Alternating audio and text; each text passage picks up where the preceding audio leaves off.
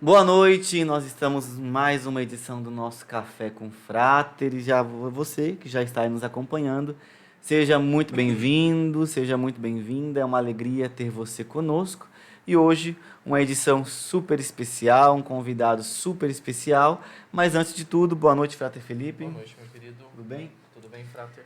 Fala para nós então um pouco aí já do nosso convidado, a gente já passa a palavra para ele, mas apresenta Então, é o para nós. nosso primeiro monge aqui no podcast. Inaugurando aí, nós já recebemos irmãos, leigos, padres, religiosos, mas monge é a primeira vez, né?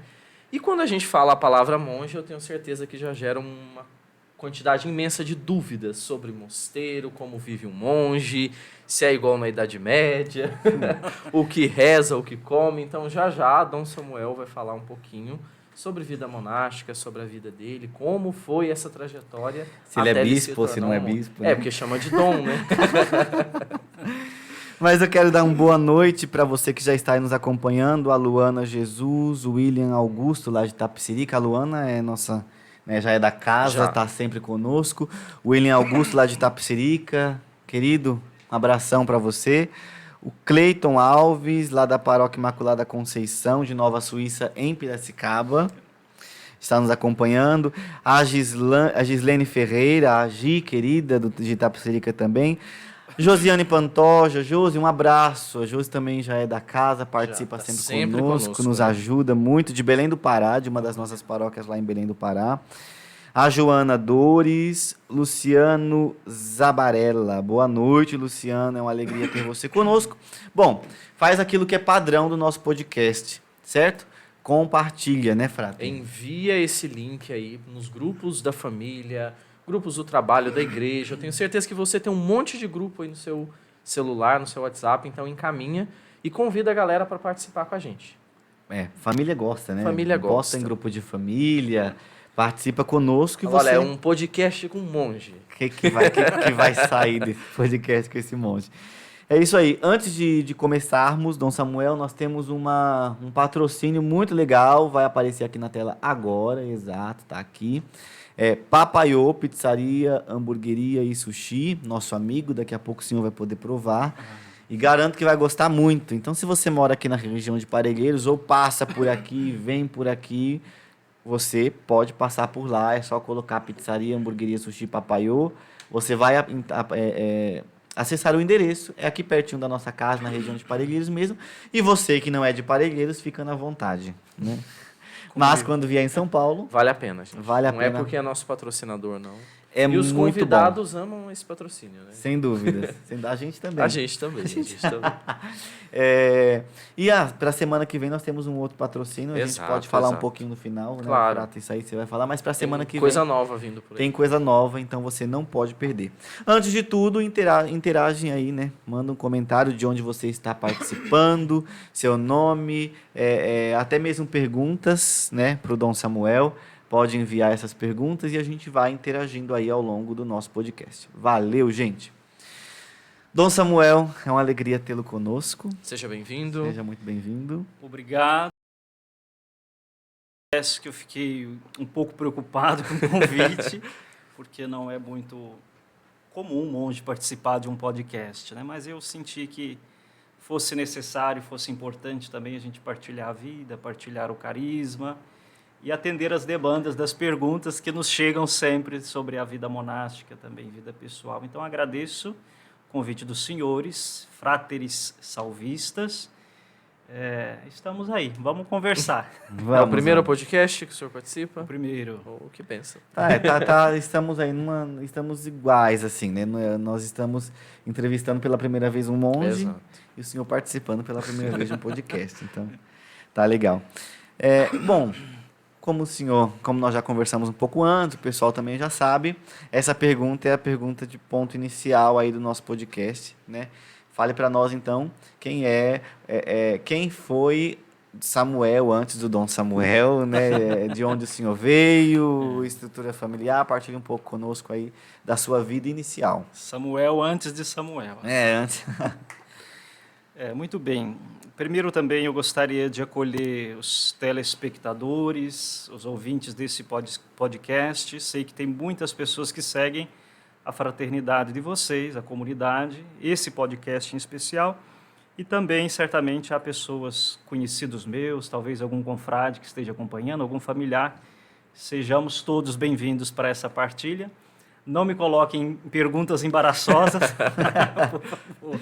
Pode deixar. Muito bem.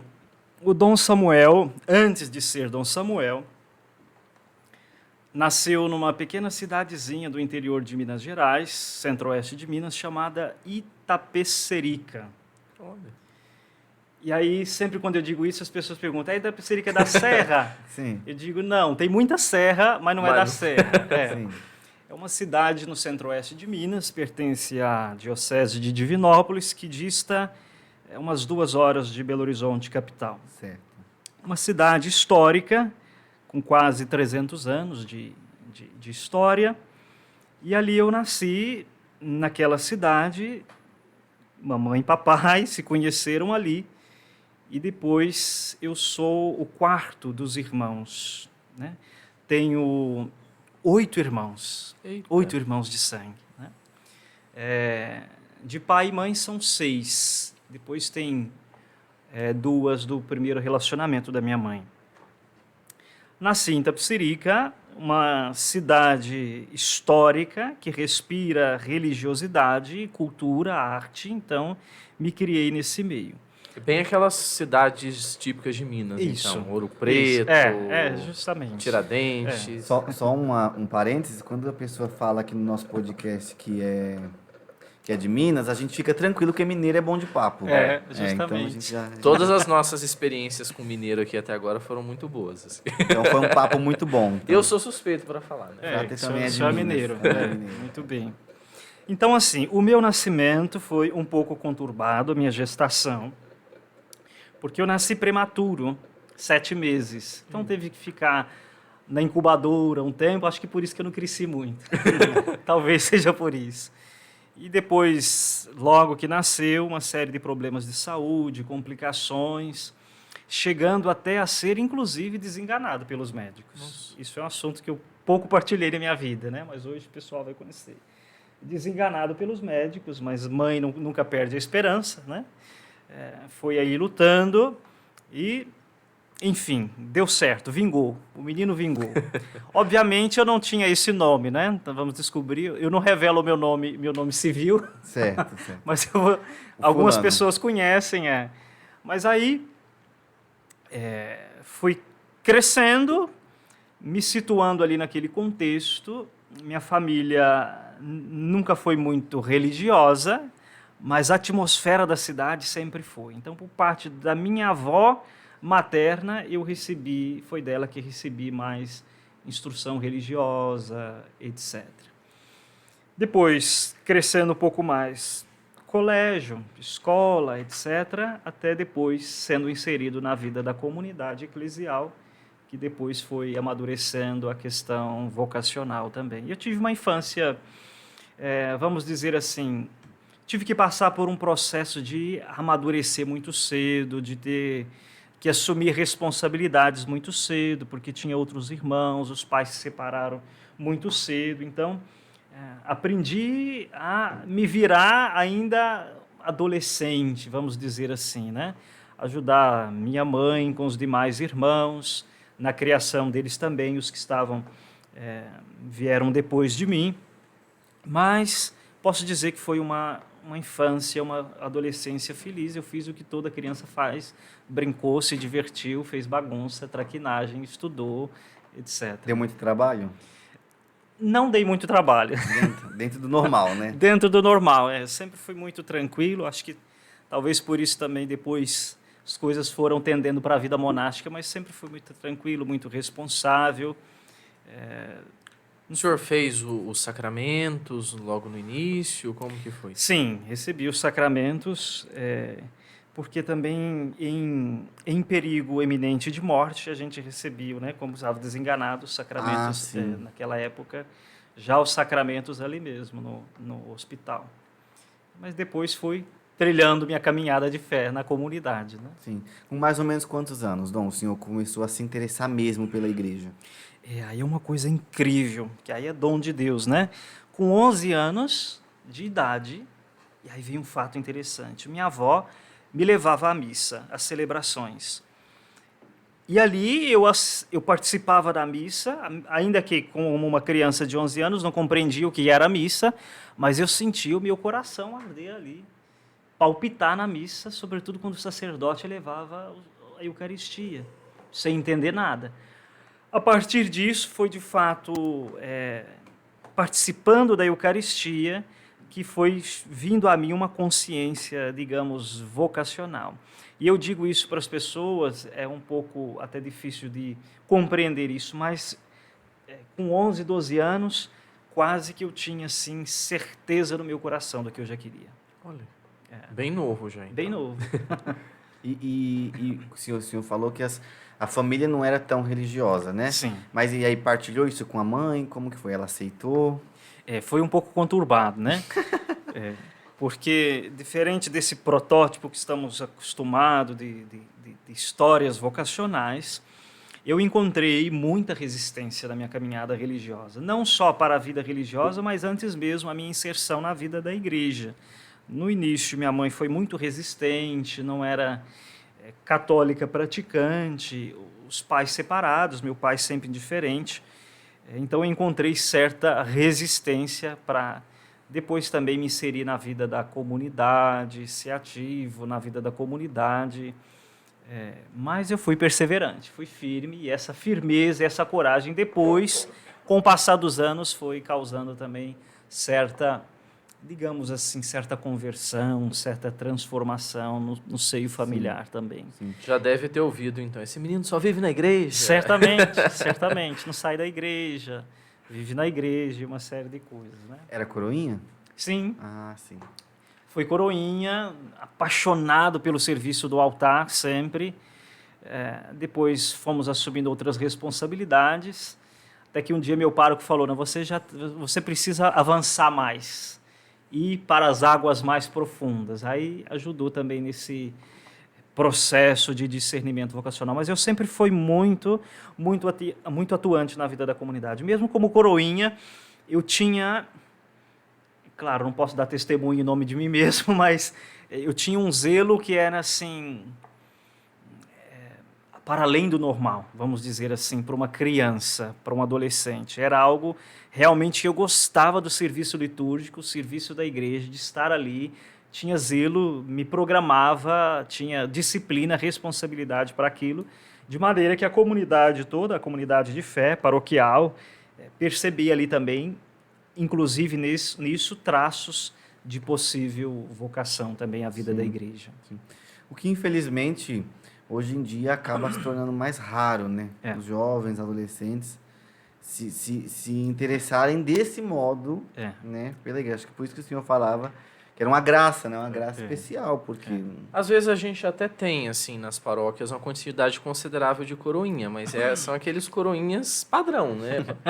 Vai com a cota amassada, dorme durante a missa, né? Agora, que tenha, de fato, esse zelo, como o senhor disse, ainda mais para uma criança, né? Uhum. Talvez já seria um sinal de predileção ali, né? É verdade. Eu acho que tudo isso também fruto muito do contexto que nós estamos vivendo, de sociedade, as famílias também como estão, apesar de que família não é desculpa, porque eu tive numa relação familiar tudo para não seguir adiante no propósito religioso, mas isso foi para mim verdadeiro impulso, impulsionou, deu muita força, muita garra. Porque depois, mais para frente, eu vou partilhar isso, né? Como que foi sendo alimentada a minha vocação e de onde eu tirava forças para seguir mesmo tendo muitos prós, aliás, muitos contras, né? Muitas ideias contrárias. Sim. A gente sempre fala isso aqui, normalmente, né, Frater? Os convidados, mesmo padres, né? Até os religiosos que vieram, falam assim, não, eu era uma criança peralta, eu era tentado, aprontava todas, né? Sim. Os últimos que... Então, das últimas, acho que dos 4 últimos pra cá, a gente tá tendo uma leva de convidados, assim, que eram crianças amáveis, entendeu? Sonho de todo papai e toda mamãe, não que eu não tivesse feito minhas traquinagens, etc, sim, né? Sim. Claro, isso é saudável. Mas era uma criança e depois um adolescente bem controlado, bem Sim. controlado. Nunca foi de ficar se envolvendo com besteira, com coisa errada?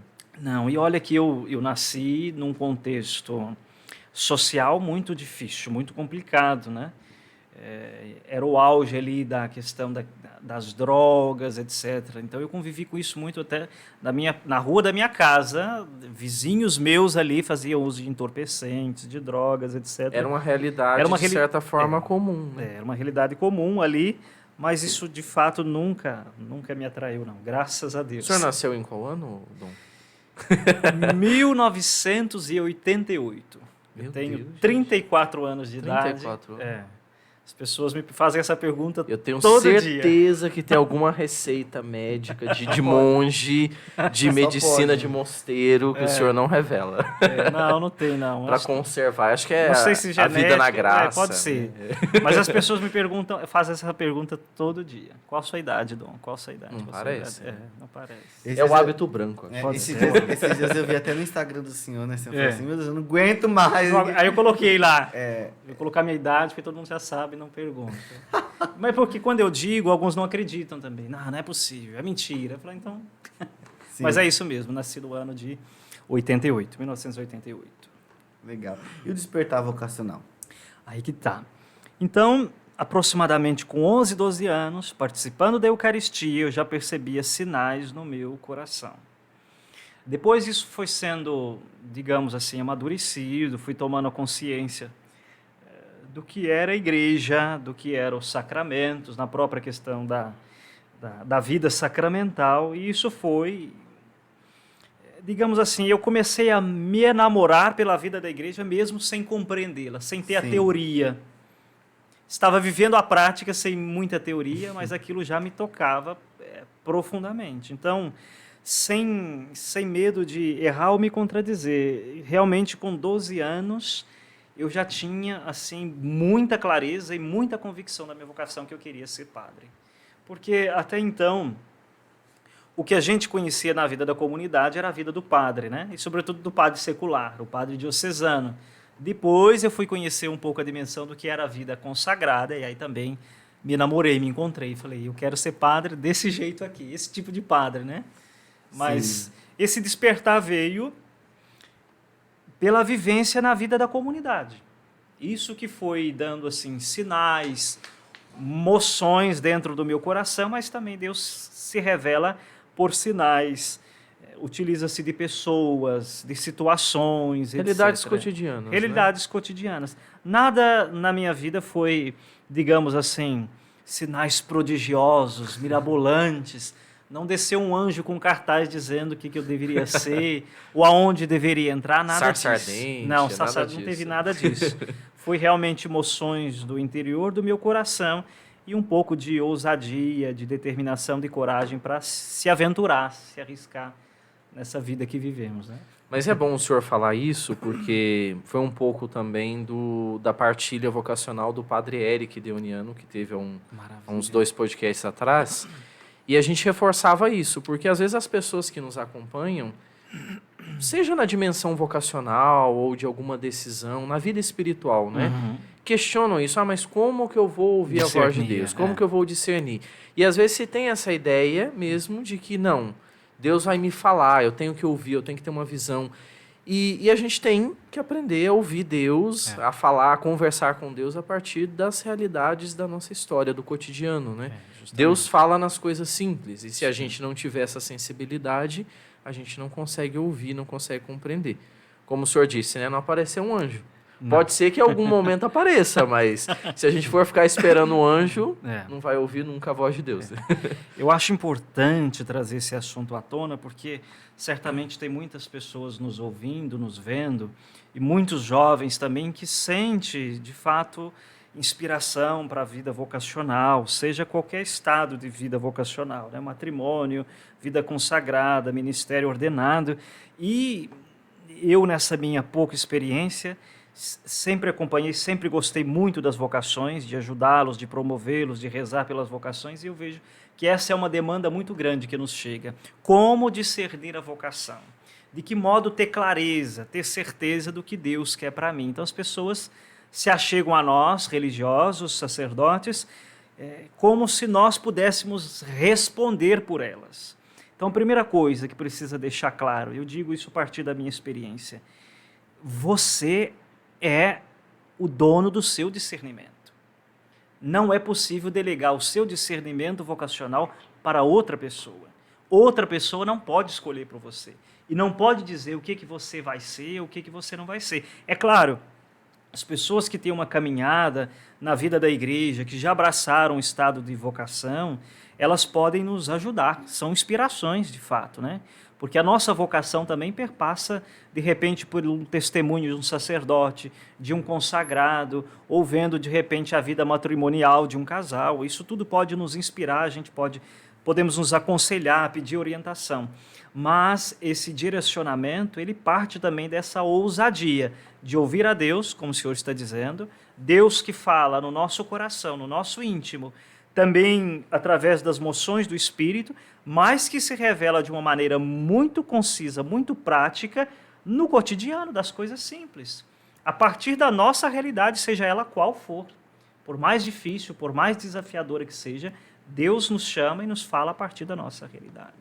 A gente que é do meio carismático, às vezes é comum as pessoas procurarem, né, apresentarem alguma questão e falar, reza por mim. Uhum. Aí às vezes você reza, a pessoa termina e, fala, e pergunta, né, e aí, o que Deus falou? Qual que é a resposta? E assim, às vezes Deus não falou nada, né, mas é exatamente essa fuga muitas vezes da responsabilidade.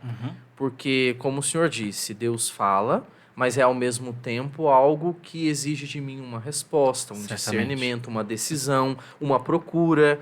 Então, quando eu terceirizo isso, né? Ah, não, Deus falou com ele, é mais fácil, né? O frato é que vai decidir o que você... E aí a gente falava, pessoal, é ministério de cura e libertação, não é ministério de adivinhação. Ah, eu tô precisando de uma decisão, vou lá no fulano de tal que é ministro de cura para rezar por mim. Não é bem assim que a coisa funciona, né? É porque no final... vamos dizer assim, um trocadilho que dizemos em Minas, no frigir dos ovos, a decisão é sua, é individual, é pessoal, a resposta é pessoal. E precisa ser pessoal porque, para ser sincera, verdadeira, precisa partir dos seus desafios, das suas dúvidas, dos seus questionamentos. Isso tudo faz parte de um processo que é natural no que tange a vida vocacional. Então é preciso passar, não tem resposta pronta, não tem resposta fácil, é um caminho que se percorre, que precisa se aventurar com coragem na busca de responder a essa vocação. E é interessante perceber assim, mesmo quando você vai tendo clareza da sua vocação, a certeza ela se dá na vivência do dia a dia, porque todo dia, quando você levanta, em qualquer estado de vida que você abrace vocacional, você precisa renovar o seu sim. Então não é dizer, eu escolhi ser padre e está tudo bem. Não é. Você tem que levantar todo dia e renovar seu sim. Você que é casado, você que escolheu vida religiosa, você que está nesse processo, é um processo que dura do início da sua vida até o último respirar. É um sim diário, né? É um sim diário. Eu até arrisco dizer que dar o sim da primeira vez é fácil. Difícil é sustentar esse sim diariamente, né? É dar o sim acordando do lado da pessoa ali descabelada, no caso do matrimônio. É dar o sim na hora da briga, na hora da dificuldade. E na nossa realidade é a mesma coisa, né? Dar o sim quando o sino bate às 6 horas da manhã e você está morrendo de sono, querendo dormir mais e tem que levantar para rezar, né? Quando o superior pede alguma coisa que você não... É difícil, você fala, ai meu Deus. Uma missão que você abraça, um projeto. Então, assim, de fato, eu costumo dizer isso também. O difícil não é ser religioso. O difícil é se manter religioso. Porque nós temos consciência de que o que nos salva no nosso estado de vida, de vocação, é a perseverança. A perseverança que salva.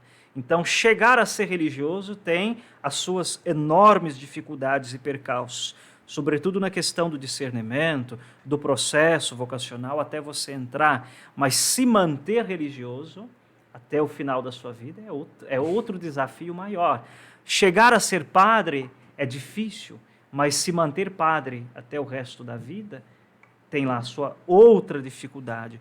Escolher o matrimônio até se casar é difícil, mas manter-se no matrimônio até o final da vida é outro desafio. Então, eu costumo dizer que são são várias etapas dessa caminhada, né? Quem perseverar até o fim será salvo. Será salvo. Eu gosto muito de ouvir os monges falando da vida espiritual, né? Ele é lindo. Tem um tom diferente. Tem uma pergunta.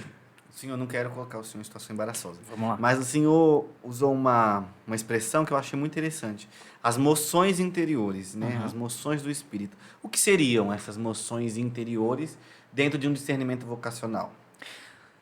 Assim, de fato, veja, a vida monástica, que depois nós vamos falar um pouco melhor, que é um eixo da vida contemplativa da igreja, é muito apegada a essa questão da mística da igreja, não é? E aí os padres da igreja, os padres do deserto, sobretudo, têm muito a nos ensinar, os grandes místicos, que também, na sua maioria, foram monges e monjas, etc. O que seria essas moções, ou a moção? De fato, a voz de Deus que fala na força do Espírito em nós. Se nós pensamos e acreditamos, e assim a igreja nos orienta e nos ensina, que nós somos templos vivos do Espírito de Deus, ele habita em nós. Não está fora. Não é preciso tanto buscá-lo fora, em outras coisas, situações ou lugares. O Espírito, antes de tudo, está em nós. Habita em nós, somos templo dele. Agora, essas moções vêm também a partir do momento que nós nos abrimos a ela. Com esta sensibilidade, depois os senhores vão também compreender muito isso, o que nós chamamos de discernimento dos espíritos, é também uma abertura para permitir que Deus fale em nós através do Espírito Santo. Não como algo simplesmente extraordinário, mas fala também no ordinário das coisas mais corriqueiras e simples da nossa vida. E às vezes as pessoas se queixam que não ouvem a voz de Deus, ou que não estão atentas a essas moções, porque estão esperando coisas mirabolantes, o céu se abrir, os anjos descerem, sim, o que será na parousia. Mas não, é no cotidiano. Eu acho que assim, estar atento. Nesse sentido, a vida monástica nos ensina um elemento fundamental, que é o silêncio. Se você não guarda o silêncio interior e também exterior, dificilmente você vai escutar a voz de Deus. Porque aí, quando você não faz silêncio, existe uma frase muito interessante: a paz que nós queremos está no silêncio que não fazemos. A paz que nós tanto buscamos passa pelo silêncio que nós não fazemos. Então, o silêncio é um elemento vital para o discernimento, seja ele em qual instância, e para ouvir também a voz de Deus em nós. E falar de silêncio hoje em dia, né, Dom Samuel? Que dificuldade, né? Meu Deus do céu. Porque a todo momento, né? Barulho, a gente mora aqui, quer dizer, na capital. Tudo bem que nosso seminário aqui acaba ainda sendo numa área um pouco mais silenciosa. Uhum. Mas o som, a agitação, o celular, música, é o tempo todo muito barulho, né? Mas o mais difícil é o silêncio interior, né? Justamente. Eu estava até partilhando com o Frate Felipe, né? Tem um autor da espiritualidade que fala justamente isso. Ele diferencia, que eu sou fã dele, que é o Henry Nouwen, né? Todo mundo brinca. Muito bem. E ele diferencia, né? O isolamento da solidão, né? Isso mesmo. Então, o isolamento é quando eu me fecho para Deus, né? E para os outros. E para os outros, né? A solidão é quando eu consigo, mesmo estando com os outros, viver com Deus. Interessante, Né? isso Então, mesmo. ele trabalha muito essa diferença. E você falou, e eu lembro que os irmãos mais velhos, né? Nós não conhecemos o Padre Gilberto, nosso fundador, mas os irmãos contam que, assim, nós somos um instituto religioso, então tem a prática da oração das horas, né? Sim. Porém, por ser um instituto missionário, renovação carismática, às vezes os irmãos estavam nos eventos, ginásios, os rebanhões, e alguns se queixavam, né? Como rezar o breviário num ginásio lotado, com milhares de pessoas. Som né? altíssimo. E aí, diz que o Padre Gilberto dizia, se você não souber rezar aqui, Não saberá em lugar nenhum. Porque, como o senhor disse, é uma realidade, às vezes, muito mais interior Sim. do que externa. Às vezes o nosso coração faz mais barulho do que o ginásio, né? Um último exemplo que eu lembrei, tinha um irmão da minha turma, que a gente tinha entrado, nós éramos 14, e o primeiro ano, então aquela fase ainda de adaptação, e nós tínhamos no sábado à tarde, domingo à tarde, um momento de adoração, e era os dias que a gente podia usar o celular. Então falava com a família, amigos, vinha toda aquela realidade que ficou fora, vinha à tona, e depois ia para a adoração silenciosa. Aí ele falava às vezes na janta, ele falou assim, gente, eu estava diante do Santíssimo, aquele silêncio, a minha vontade era gritar. Eu não aguentava mais. Porque o silêncio traz à tona, né? Aquilo que está no nosso coração. De fato, o silêncio, ele incomoda muito, porque nós fazemos muito barulho, às vezes, também para camuflar as coisas que gritam dentro de nós. Isso é interessante, importante. Então, a pessoa que tem mais dificuldade, é claro, vivemos num contexto extremamente barulhento, uma sociedade, tudo é barulho, tudo é, e muita coisa, como eu digo, é poluição sonora, de fato, que está à nossa volta.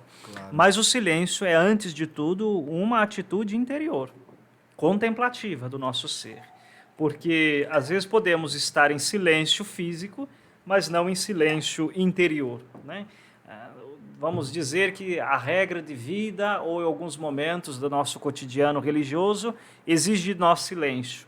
Todos os institutos, congregações, ordens, têm lá seus momentos de silêncio. Mas pode ser que mesmo naquele momento de silêncio, seu coração esteja aí gritando, disperso, né? Então, é um elemento. Nesse sentido, os padres da igreja, os monges, os antigos monges, nos ensinam, porque a maioria deles fizeram uma primeira experiência como vida eremítica. O próprio São Bento, fundador de nossa ordem, num primeiro momento, há 15 séculos atrás, ele entendeu que para ouvir Deus ele precisaria se retirar da agitação do mundo, que nós chamamos poeticamente de fugere urbem, né? Sim. Fugir da cidade, para escutar Deus, para buscar verdadeiramente a Deus no silêncio, se encher de Deus. Mas depois ele entende que essa experiência dele podia ser partilhada com outros, porque outros o buscavam também.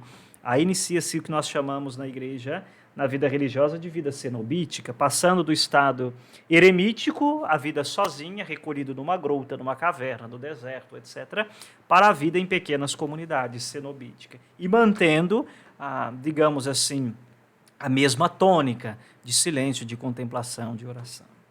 Interessante. Maravilha. Só uma pausa. O pessoal está comentando bastante aqui. O José Lucas entrou.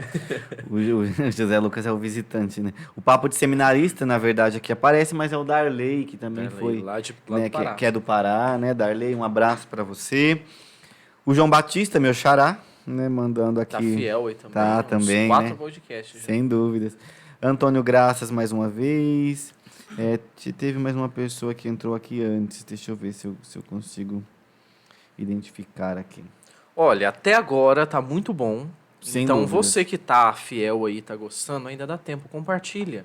Manda para algum amigo, fala, às vezes você lembrou de alguém aí durante né, o bate-papo aqui, encaminha, manda o link, copia o link aí, manda, fala, ó, tá legal, tem um monge lá falando sobre vida espiritual. Pode né? fazer perguntas, não tem problema.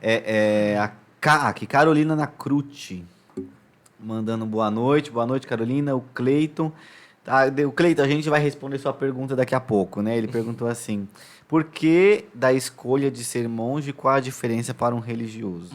Né? Dom Samuel, o João Batista, Dom Samuel, o senhor é monge de clausura ou não? O que é clausura? Tá. Vai falar pra gente depois também. A Luana tá falando assim, é difícil sustentar o sim, socorro, né? A Luana ela sempre fica chocada. Ela interage, eu imagino ela falando. Desesperada, né? Ela tá falando aqui, ó, não dá mais pra assistir esses podcasts sem um caderninho do lado. É isso aí, gente, vai anotando, né? Isso. A Gi tá falando assim, nossa, como cada podcast está sendo educacional para todos, né? Não apenas para os vocacionados, mas para nós leigos. Maravilha. Domilson Palmeira, um abraço. Domilson foi salvista. Era da minha turma. Lá da Bahia. Lá da Bahia. Domilson da Bahia. Anaílson Ribeiro, boa noite. A Luana tá dando risada. Que é isso aí, Luana. Sofre com a gente. A gente também sofre, né? Com algumas falas dos convidados aqui. Serve pra gente também, viu? Chega... esses assuntos espirituais são bem legais. Certo, a gente vai poder prosseguir no assunto. Mas aí fala um pouco para nós então, Dom Samuel, de sair da pequena cidade, né? Itapecerica, que tem serra, mas não é da serra. Tem serra, mas não é da serra. Para vir, não sei para onde, para São Paulo, para onde que foi? Como que foi esse processo? Pois bem, eu dizia que a minha cidade é uma cidade histórica, à moda das cidades históricas de Minas Gerais, como São João del Rei, Ouro Preto, Tiradentes, etc. Sim. Nesse sentido, é uma cidade que respira religiosidade, arte e cultura. Eu costumo dizer assim, me perdoe quem não é mineiro, viu? Mas eu costumo dizer que se você quiser participar de uma Semana Santa de verdade, vamos entender, vá a Minas Gerais. Sim, compreendo. São belíssimas procissões, paraliturgias, etc. Então eu convivi nesse contexto. Inclusive, esse ano ganhei a oportunidade de participar da Semana Santa da minha cidade. Depois de 15 anos fora, vou poder participar lá. Vai para lá. Vou para lá, Maravilha. esse ano, Então, assim, eu conheci inicialmente a vida diocesana, porque o padre da minha comunidade era diocesano. Convivi com ele, foi um pároco que ficou 20 anos na minha comunidade, na minha paróquia, não é? Inserido na vida da comunidade, despertando para a vocação, eu percebi que precisava dar passos. Isso aqui já não me cabe, eu preciso avançar para as águas mais profundas. Como um padre diocesano, como um bom padre diocesano, a propaganda sempre foi para a vida diocesana. Claro. Então, ele recomendou, olha, vá para o seminário, faça algum encontro vocacional para você discernir. E eu lia muito, sempre gostei de ler. Ouvi falar da figura de Francisco de Assis, São Francisco de Assis. Aqui atrás de você. E me enamorei pela vida dele, me encantei pela vida de São Francisco. Fui pesquisar um pouco mais, descobri que na minha diocese de origem, na sede da diocese de Divinópolis, havia a presença dos franciscanos.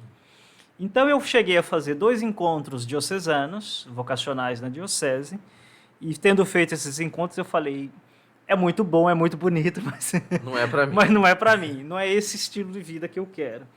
Eu sabia que eu queria ser padre, isso era muito claro para mim, a vocação sacerdotal, presbiteral. Mas conhecendo a vida de Francisco de Assis, eu me encantei. Então fui atrás desses freis lá na minha diocese para iniciar um processo vocacional. Pois bem, fiz o acompanhamento, fiz o processo, gostei, foram os primeiros anos, os primeiros acompanhamentos, os primeiros encontros, isso é marcante na vida de todos nós, né, que trilhamos a vida religiosa. Impacta muito, tudo é novidade, tudo é bom. Claro. E eu me lembro que me angustiava que os primeiros encontros eram mistos, meninos e meninas, rapazes e moças. E, claro, no encontro vocacional misto, tem gente que está indo ali, assim, às vezes por ir, não sabe nem o que está fazendo ali, não é? Às vezes o padre chama, o religioso chama, venha participar do encontro e vão. Mas eu participava daquele encontro já ansioso e desejoso de ingressar na vida religiosa. Eu queria ver aquilo acontecer rápido para mim poder prosseguir no meu caminhar. Pois bem, então a minha primeira experiência de vida religiosa foi no carisma franciscano. Legal. Eu cheguei a ingressar nas etapas de formação da Ordem dos Frades Menores e trilhei um caminho que foi muito bonito, foi uma experiência muito rica na minha vida. Os primeiros anos, sobretudo, me trouxeram, digamos assim, uma bagagem muito grande de espiritualidade, de fé, de cultura. Me enamorei ainda mais pela figura de São Francisco, mas depois eu fui percebendo que Deus me chamava para outra coisa, que seria, então, a vida monástica, não é? E é onde eu estou agora. Eu costumo dizer que hoje, como monge beneditino, eu consigo ser mais franciscano do que quando era. Sim. De fato, trago isso muito vivo no meu coração, o amor a Francisco de Assis, uma gratidão enorme pelas pessoas que fizeram parte da minha vida no passado, neste carisma, fiz grandes amigos, mas Deus me chamava para outra coisa, porque, embora enamorado pela vida de Francisco, a vida contemplativa que eu não conhecia ainda me chamava muita atenção. Talvez pela minha própria personalidade, o meu jeito de ser, etc. E depois que eu fui descobrindo, de fato, que é a vida contemplativa, que é a vida monástica, sobretudo a vida litúrgica, sempre me chamou muita atenção. Desde criança, como eu dizia, o amor à liturgia, o amor às coisas da igreja. Então, foi como se casasse ali, se a alma se encontrasse na vida monástica. Eu passei um bom tempo no carisma franciscano, depois, então, discerni, de fazer uma experiência na vida monástica, foi quando, então, vim para São Paulo, enfrentar essa loucura de São Paulo, né? Nunca tinha vindo em São Paulo antes. E aí, como que foi isso? Como que os pais deixaram? Como que foi? Então, já para entrar, quando eu entrei no convento dos franciscanos, já encontrei aí, desde o meu processo vocacional, como eu dizia, muitas resistências, inclusive por parte da minha mãe, o que pesou muito para mim, mas aí vai uma dica preciosa para quem é vocacionado, seja qualquer estado de vida, para o matrimônio, para a vida consagrada, para o ministério ordenado. Precisa entender algo. Vocação, quando Deus coloca no coração da pessoa, é no coração dela. Não é da mãe dela, não é do avô dela, do tio dela. Então, eu costumo dizer assim, e digo aos vocacionados, ninguém no mundo tem a obrigação de te apoiar, de compreender a sua vocação. Quando a gente encontra nesse processo pessoas que nos apoiam, que compreendem a nossa vocação, ele costuma dizer que é um pouquinho mais fácil. Um pouquinho mais fácil. Mas ninguém tem essa obrigação. Por quê? Ninguém que não sinta a mesma vocação vai compreender na essência. Então, assim, às vezes eu digo isso porque as pessoas dão muitas desculpas. Hoje eu estou à frente do serviço vocacional do nosso mosteiro e às vezes eu recebo assim a pessoa que chega com 40, 50 anos de idade e diz, olha, eu não vivi minha vocação porque minha mãe não queria, porque eu tive que fazer isso, aquilo outro, então eu fui deixando o tempo passar, a vida passou e agora que eu estou buscando. Aí a gente usa um trocadilho, não se ofenda a ninguém, mas a gente diz no mosteiro, a pessoa quer dar a carne para o mundo e depois quer dar os ossos para Deus. Não é? Boa, Então, boa. a carne para o Boa. mundo, porque diz, eu preciso viver todas as realidades do mundo primeiro, experimentar de tudo, para depois eu pensar em vocação. E aí acaba dando, claro, entre muitas aspas, os ossos para Deus. Não. Deus nos chama a partir do lugar que estamos e Ele quer de nós uma resposta sincera, convicta, já em tenra idade, a partir do momento que você sente a vocação. Acho que esse negócio de ficar, claro, cada um tem seu processo, mas ficar enrolando, eu vou fazer uma faculdade primeiro, eu vou namorar primeiro, eu vou casar primeiro, eu vou ver, para depois ver o que está entendendo. E a gente está na era da procrastinação, né? Procrastinação, é essa palavra. palavra. Essa palavra está em alta e está muito ligada à ansiedade também, né? Eu fico adiando da amanhã, e o tempo passa, como o senhor disse, né? O tempo passa e não se a gente entende que vocação está ligado à realização pessoal, não é algo para ser adiado, não é algo para ser deixado em segundo plano, né? Justamente. Está ligado àquilo que Deus quer de mim e é na minha vocação que eu vou me realizar plenamente. Justamente. Então é algo muito sério, muito importante para eu deixar de segundo plano, né? Justamente. Porque assim, você imagina que o seu percurso vocacional, ele de fato não será fácil. Isso é ilusão, achar que vai ser fácil. Mesmo com apoio, com compreensão, etc., é um caminho que na maioria das vezes você vai percorrer sozinho, na solidão, você e Deus. Porque terão que acontecer decisões, tomada de passos, rumos que você vai ter que discernir, que competirá só a você. Então, como estávamos dizendo, eu encontrei resistências, mas essas resistências cada vez mais fez com que a minha vocação aumentasse.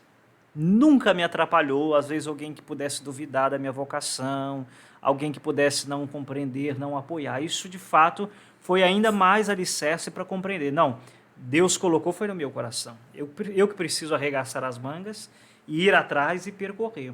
E eu digo com toda sinceridade, quando você é capaz de viver aquilo que Deus espera de você, mesmo com todas as nossas imperfeições, porque Ele nos chama a partir das nossas imperfeições também, eu digo, vocação acertada é vida feliz.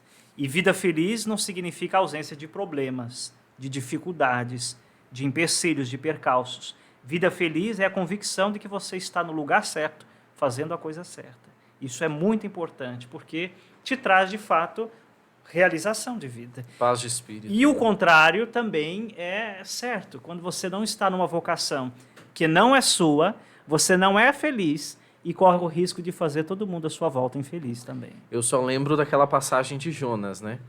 Deus manda Jonas para Nínive, ele foge, tenta fugir para longe, entra num navio, vem a tempestade, quase que morre todo mundo no navio por causa de Jonas, que estava no lugar onde não deveria, tentando fugir da vontade de Deus. Né? É isso mesmo. E aí uma vez eu ouvi um pregador dizendo, né, que quando você foge da vontade de Deus, você atrai tempestade e turbulência para a sua vida e para a vida de quem está ao seu redor. Justamente.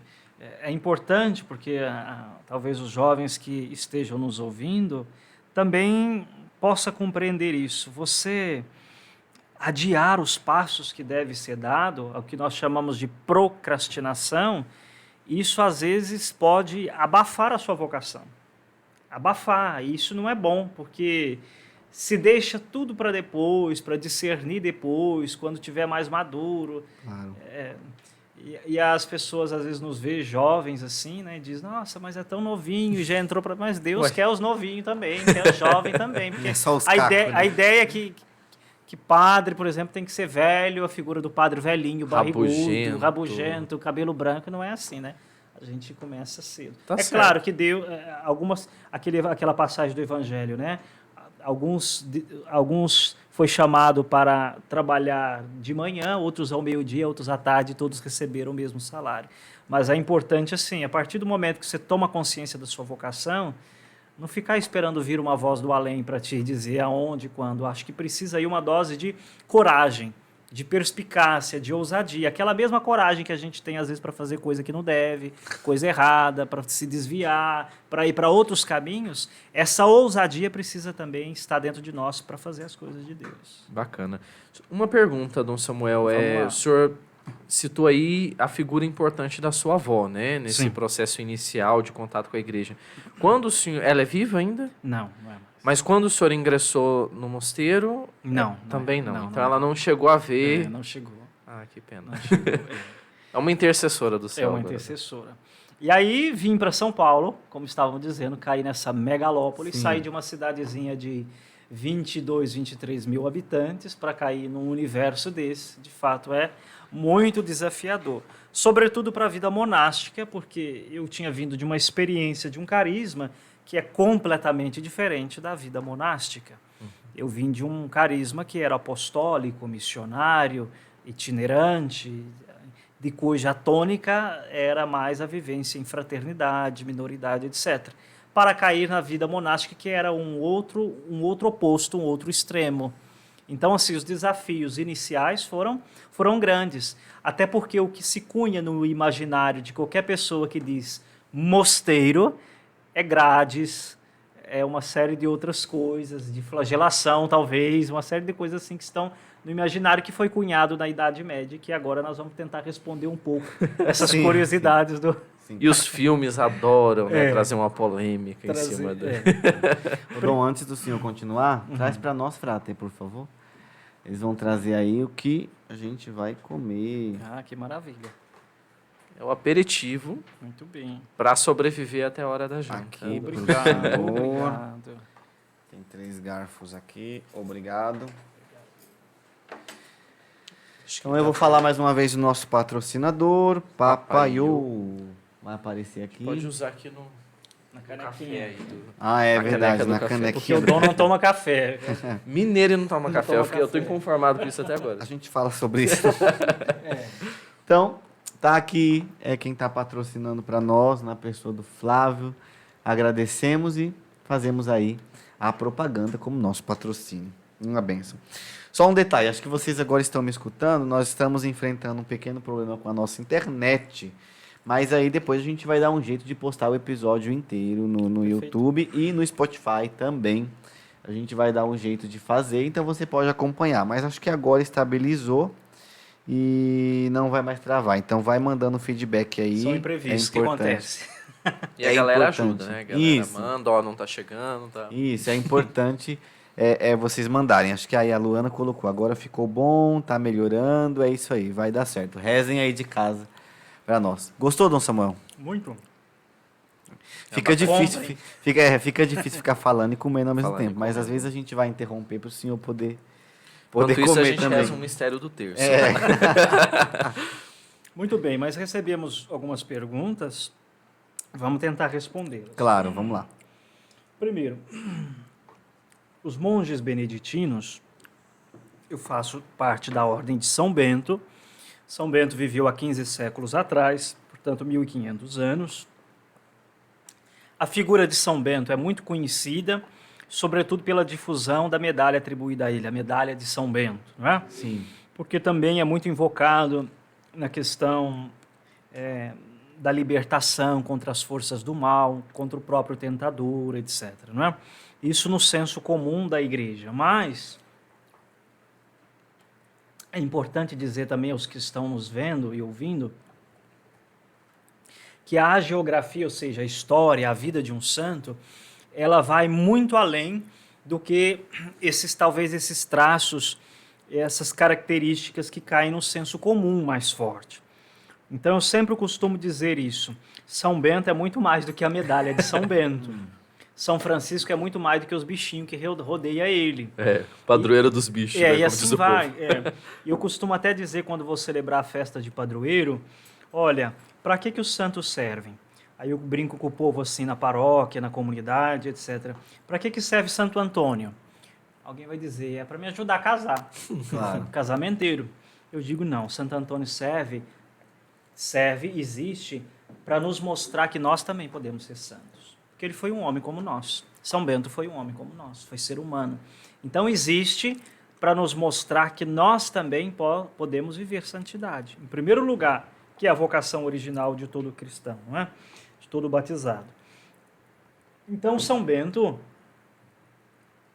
de fato um homem à frente do seu tempo, inaugurou na igreja, herdando também da herança dos padres do deserto, São Pacômio e dos demais, os anteriores, essa experiência da vida eremítica, ou seja, se recolher da cidade, do caos, do barulho. Era um cidadão romano, Roma vivia naquele contexto, vou usar essa simbologia, uma verdadeira Babilônia, não é? Nós sabemos isso.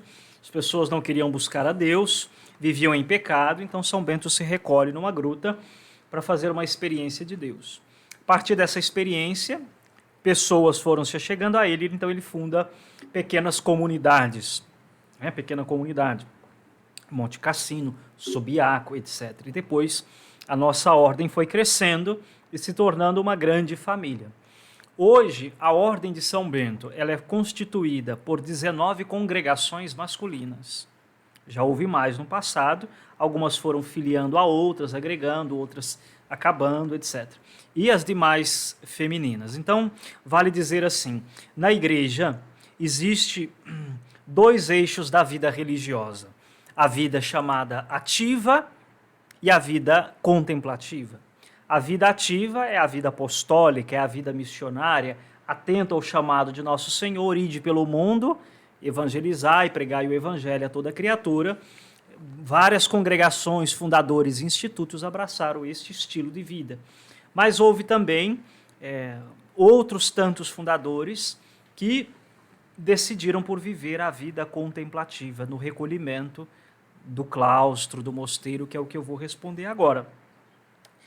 Essas 19 congregações que formam a Ordem de São Bento, vale lembrar assim, dentro da vida contemplativa, existem 3 formas de clausura dentro da igreja. A clausura constitucional, a clausura papal e a clausura monástica. A clausura constitucional é aquela que está... Primeiro vamos explicar o que é clausura, né? Pro povo, já que às começa vezes por aí. Pode ser alguém que não compreenda essa linguagem. Clausura, ela é um espaço físico dentro da casa religiosa, do convento ou do mosteiro, ou do instituto, que seja lá qual for, um espaço físico de recolhimento dos irmãos, da comunidade, que resguarda de fato uma atmosfera mais silenciosa, de recolhimento, de contemplação. Então, a clausura pode ser delimitada por um espaço físico, geralmente os quartos dos religiosos, sobretudo na vida contemplativa monástica, nós damos inclusive o nome de cela. Cela é ali o lugar do recolhimento do monge, da monja, não é? Traz esse nome inclusive da Idade Média. A clausura constitucional é aquela que está prescrita nas constituições de alguns institutos. E aí o instituto, pela lei da igreja, tem a liberdade de delimitar até onde vai, como que funciona, etc. Depois, a clausura papal é aquela clausura que está... O direito desta clausura está ligado diretamente ao Santo Padre, à Santa Sé. Então, somente o Papa pode autorizar a saída dos religiosos de vida contemplativa que vive clausura papal, que são poucas ordens que vivem, de fato, clausura papal. Uma delas, por exemplo, os monges de São Bruno, os cartuchos, por exemplo. E aí nós temos no ramo feminino da vida contemplativa, as monjas. Se tem os monges, tem as monjas. E existe, inclusive, institutos que é de vida missionária, de cujo o ramo feminino é contemplativo. Sim. Se você pensa nos franciscanos, por exemplo, os homens são frades itinerantes, mas as mulheres são monjas. Se você pensa na ordem carmelitana, os carmelitas, os homens são frades de vida ativa e as mulheres são contemplativas, são monjas. Sobretudo porque isso foi sendo desenhado na Idade Média para a proteção da figura feminina. Inclusive para o resguardo, para a proteção. Então, as mulheres, no início da vida consagrada, não vivia a vida itinerante. Era a maioria na vida contemplativa dentro de um claustro, de uma clausura. Os homens, sim, faziam experiência da vida itinerante missionária, por exemplo. E essa clausura papal, ou seja, o monge e a monja, ele sai com a licença do Santo Padre, não é? Depois existe a clausura monástica, que é a da qual eu faço parte, a Ordem de São Bento, por exemplo, faz parte. Que não significa que o monge não possa sair, porque senão não estaria aqui agora, né? Mas sim que nós evitamos de que, vou usar isso entre aspas, teoricamente, de que o mundo entre dentro do nosso claustro. Entendi. Aí que está. Porque a clausura é, antes de tudo, um estado espiritual, de recolhimento, de contemplação, de comunhão com Deus.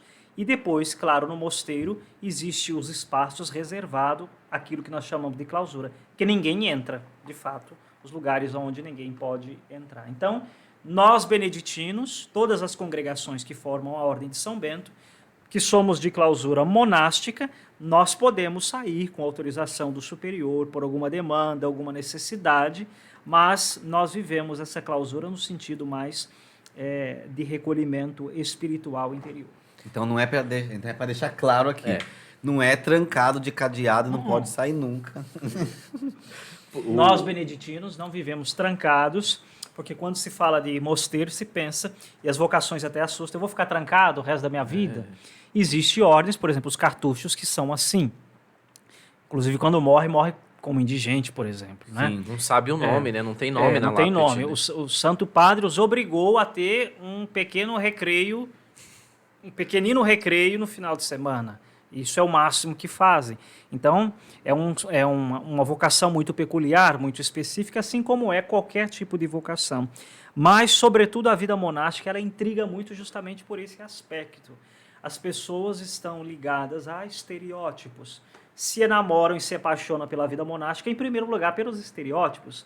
É o uso do hábito, é, por exemplo, a vida litúrgica, é o canto gregoriano, que é muito vivido nos mosteiros, sobretudo, é a liturgia muito bem celebrada, porque esse é um aspecto da nossa espiritualidade e da nossa vida que é levado muito a sério. A vida monástica e a vida beneditina, sobretudo, ela é litúrgica por excelência. 24 horas nós respiramos, um estado de vida que é litúrgico por excelência. Mas nós não vivemos trancados em grades que não possamos sair. O senhor é beneditino? Olivetano. Olivetano. Significa. Vou explicar isso. O senhor disse aí que existem vários ramos, né, dentro da família beneditina. Isso. Qual que é a particularidade, então, do ramo no qual o senhor está? Então, quando São Bento se estabelece há 1500 anos, muitas pessoas se sentem traídos pelo ideal de vida dele. Foram surgindo ao longo dos séculos da Igreja fundadores que fundaram famílias religiosas que abraçaram a regra de São Bento. Então, se tornaram beneditinos. Por exemplo, um dado de curiosidade, só em São Paulo nós temos diversos mosteiros da Ordem de São Bento. E apenas um é muito conhecido, que é aquele do Largo São Bento, seguindo a Praça da Sé, etc. Aquele é o mais conhecido, porque de fato é o maior aqui em São Paulo. Mais central também, né? Ali na... É, mais central. Mas em São Paulo existem outros mosteiros, e eu vou falar um pouco disso. Os fundadores, ao longo dos séculos, foram fundando famílias religiosas, abraçando a regra de São Bento. Eu sou beneditino olivetano, esse olivetano é um vulgo do nosso nome. Na verdade, a nossa família religiosa se chama Congregação Beneditina de Santa Maria do Monte Oliveto. Por que isso?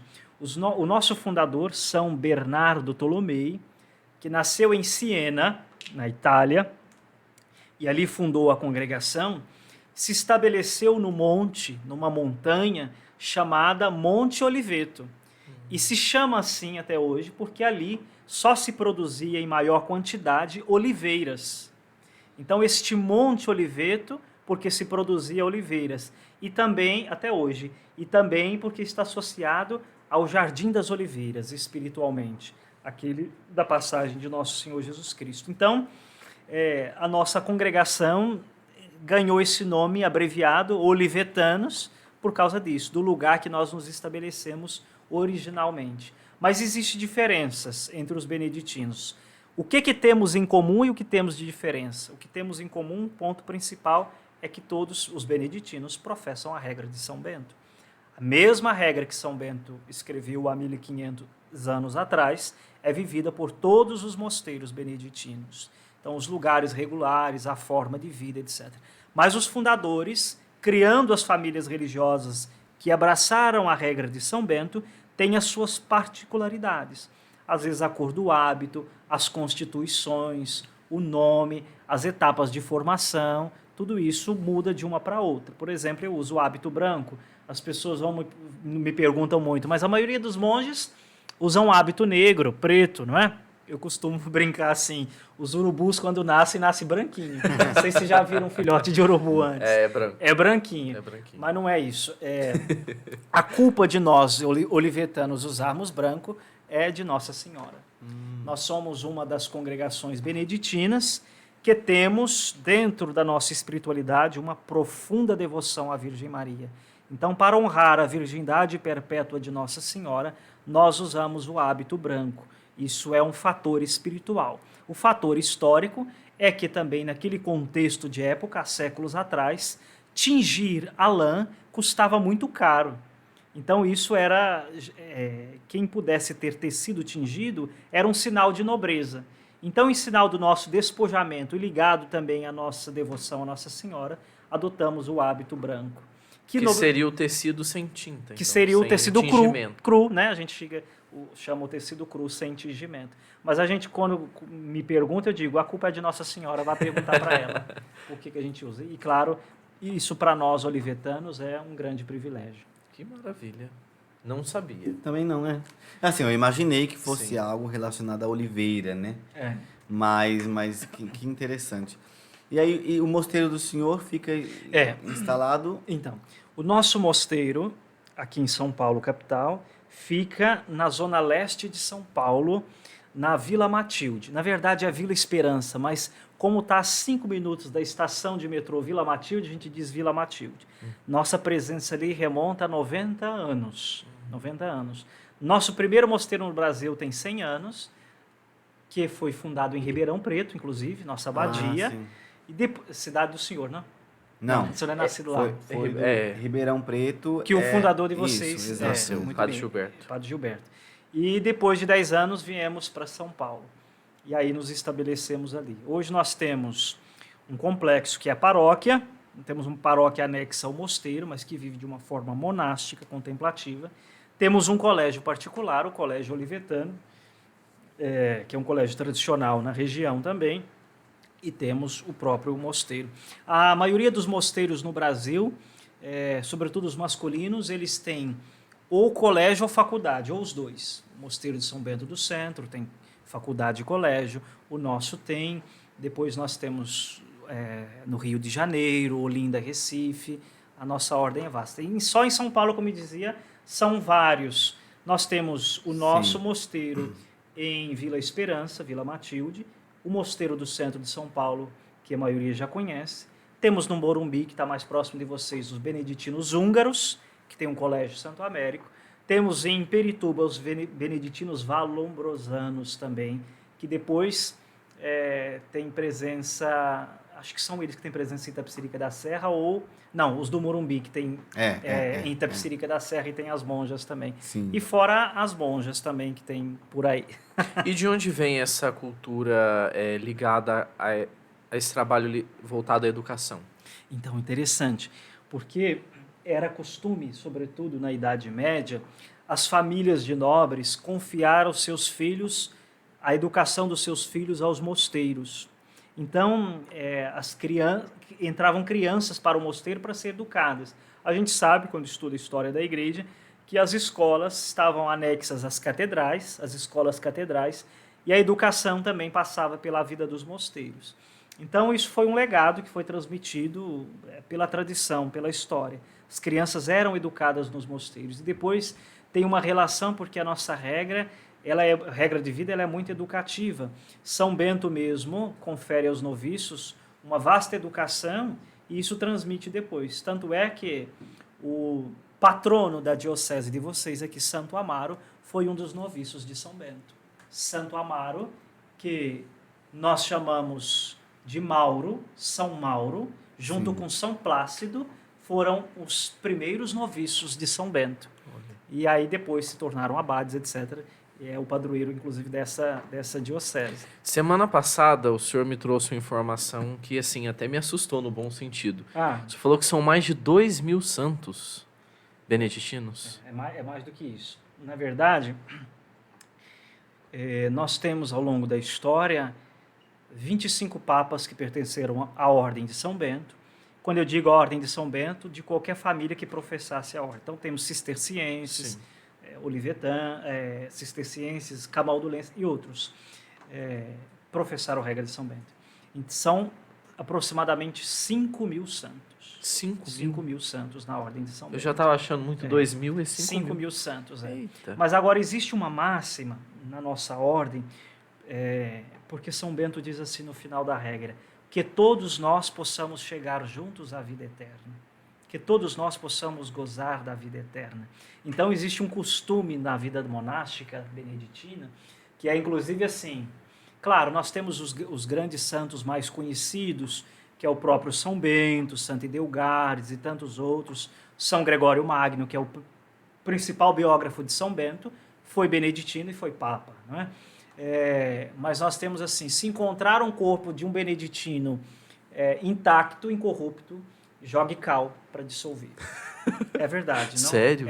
Isso é verdade, isso é uma realidade, por causa disso que São Bento diz, que esse é um caminho de santidade que trilhamos para que possamos todos gozar da vida eterna. Olha só. Então são aproximadamente 5.000 santos. Eita. Canonizados, né, como o senhor disse, né? Fora os outros, né? Mais um monte, né? Claro. Que estão por aí. Dom Samuel, mais uma pergunta que foi feita também. Por que Dom? Isso aí é por causa da essa que é mais escuto. É por causa da ordenação episcopal, com 34 anos? Ou é um título e qual o significado? Não. Não é bispo? Não. Primeira resposta. Ainda não. Não é bispo. Ainda não. Quando a gente fala ainda não, já me fala, pô, fala Deus me livre. Primeiro assim, o título Dom depende a quem ele era direcionado, ele tem diversos significados. Por exemplo, nós temos no Brasil imperial, colônia, o título Dom que foi dado a Dom Pedro I, Dom Pedro II, Dom João VI, etc. Não eram religiosos, um título de nobreza, não é? Depois, o título Dom é associado a outros também como um título de hierarquia, de nobreza, mas especificamente para os monges beneditinos. Todo monge beneditino é chamado de Dom. Então, é até uma dúvida que eu esclareço, pelo amor de Deus. Não se chama um monge beneditino de padre, mesmo que seja sacerdote. O título é Dom, e não é por causa de grandeza, de vaidade, ou porque se senta bispo, não é nada disso. Esse é o nosso título. O que significa o título Dom para um monge? Veja, os monges beneditinos, espiritualmente, são sentinelas de Deus, sentinelas do Senhor. O que significa isso? Aqueles que guardam a casa do Senhor. Por isso nós estamos em atitude de constante oração. A vida beneditina é litúrgica, como eu disse, por excelência. Nós rezamos às 7 horas canônicas todos os dias. Nós temos uma obrigação que está além da obrigação ainda das horas canônicas. Quem não sabe o que é a hora canônica é a liturgia das horas, que é a oração da igreja. E que nós, inclusive, temos um ofício próprio, etc. Como nós estamos, os monges, em atitude de constante oração, somos considerados sentinelas da casa do Senhor. Ou seja, há uma mística de que estamos aguardando a parousia, a vinda de Jesus, a segunda vinda de Jesus. Então, por isso, a palavra dom vem da raiz do radical latino dominus, que que significa Senhor no latim, não é? Dominus, Dominus vobiscum, o Senhor esteja convosco. Então, vem de Dominus, que significa aquele que guarda a casa de Deus, aquele que vigia a casa do Senhor. Esse título independe se o monge seja presbítero também ou não, porque como a maioria já sabem, o religioso ele pode ser religioso, e eu não digo só religioso, porque é horrível, eu não gosto de escutar isso, você é só religioso? Como se fosse pouco, só né? Frei, só monge, não. Apenas. É importante dizer isso. A vida consagrada, a vida religiosa não chega no seu ápice quando você é padre. Sim. Quando nós professamos os nossos votos perpétuos. Mesmo que você tenha vocação também para ser sacerdote. Aí são duas vocações que se fundem.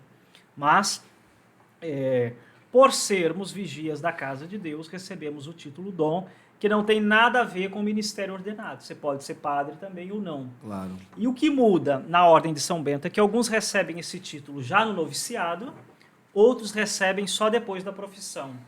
Quando, por exemplo, os monges de preto da congregação brasileira, os monges do centro, enquanto eles não professam, eles são chamados de irmão. Irmão. Depois que professam os votos, são chamados de dom, o título dom.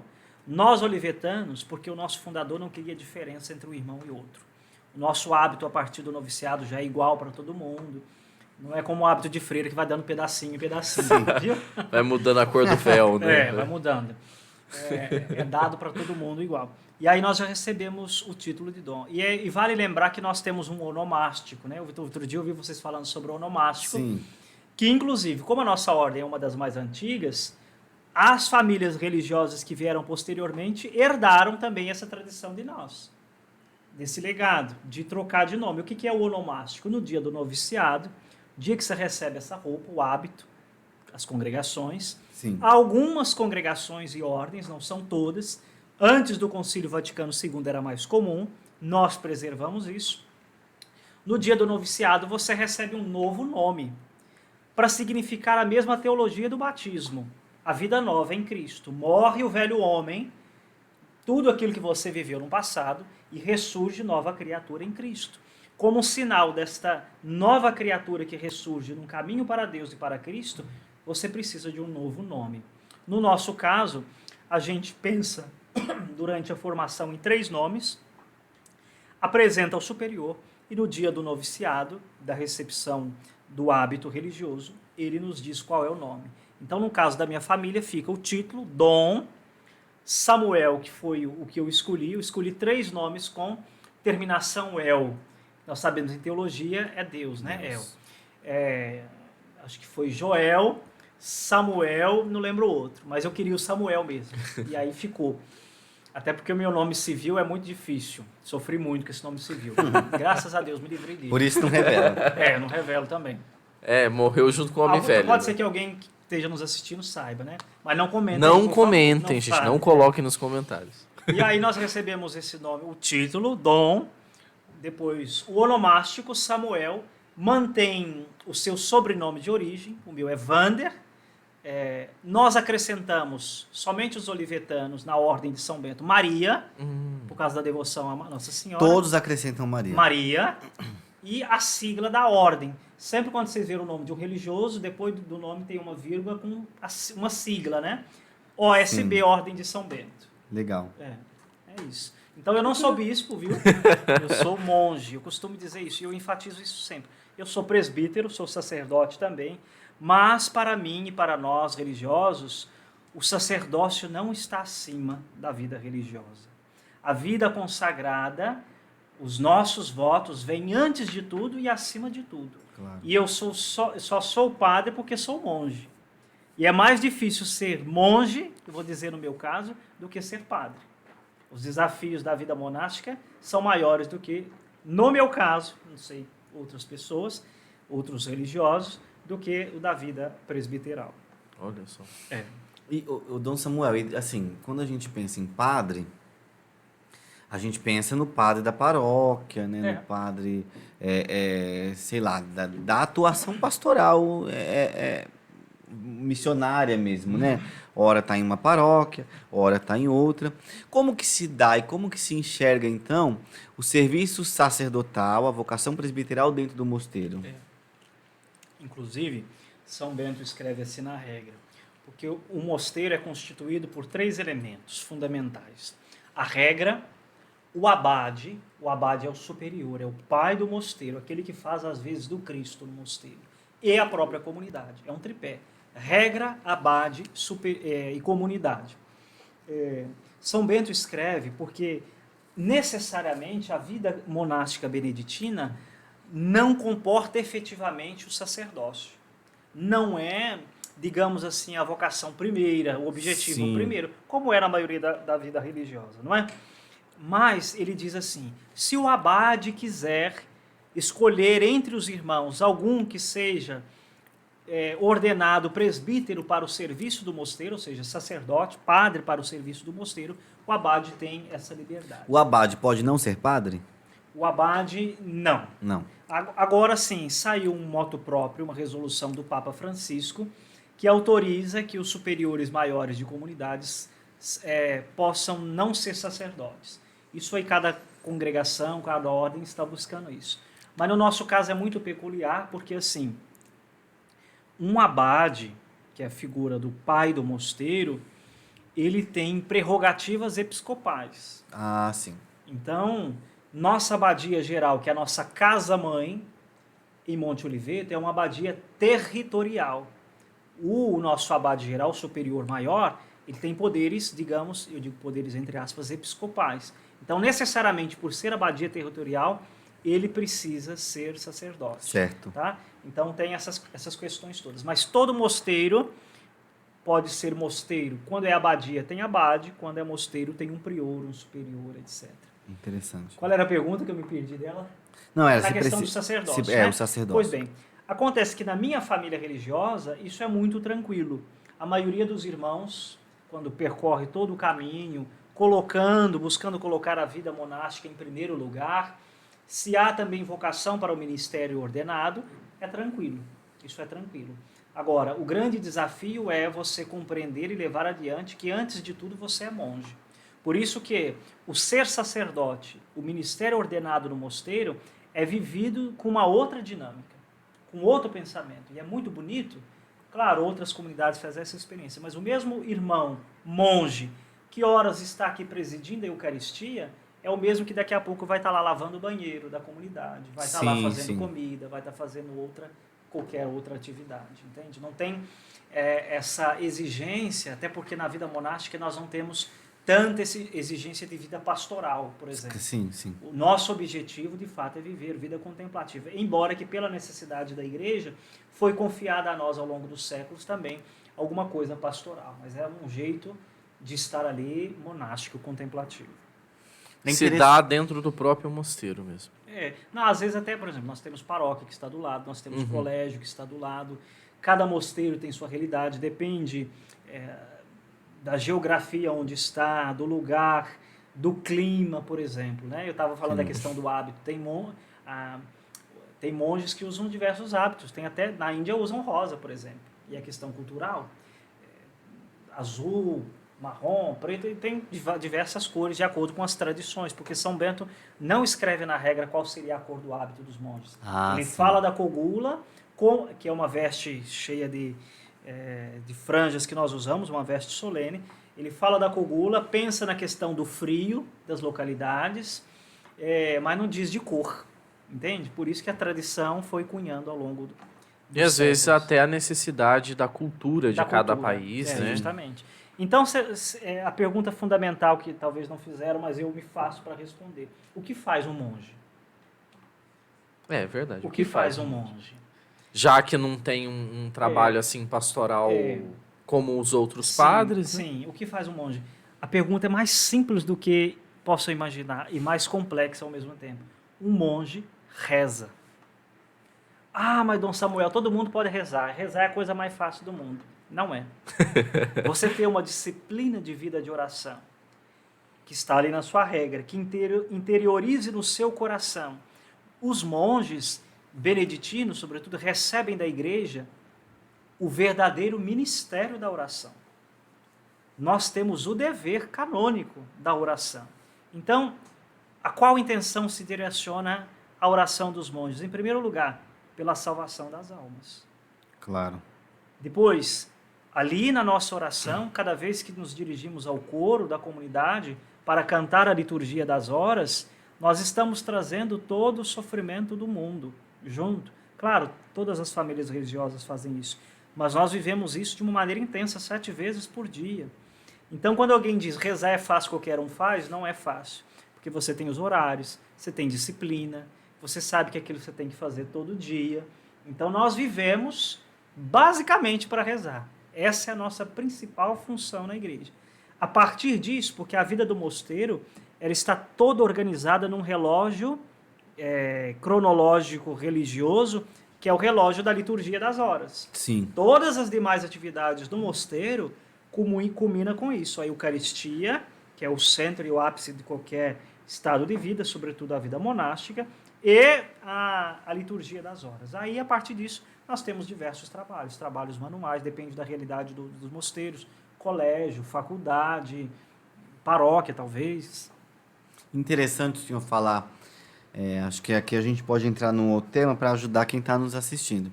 O senhor falar dessa disciplina de oração é algo extremamente necessário para qualquer cristão, né? Então, porque uma coisa, como o senhor disse, é rezar, né? Mas uma oração bem feita, né, que me leva para Deus de fato, que me aproxima de Deus, que transforma o meu coração. Um tempo desses aqui, no seminário, a gente fazendo uma partilha, até numa determinada discussão de ideias ali. Alguns falavam... Só de ideias, né? Alguns falavam assim, o importante é cumprir o horário da oração. Não. Né? Outros falavam, o importante é medir a intensidade da minha oração. É quantidade. Né? É quantidade.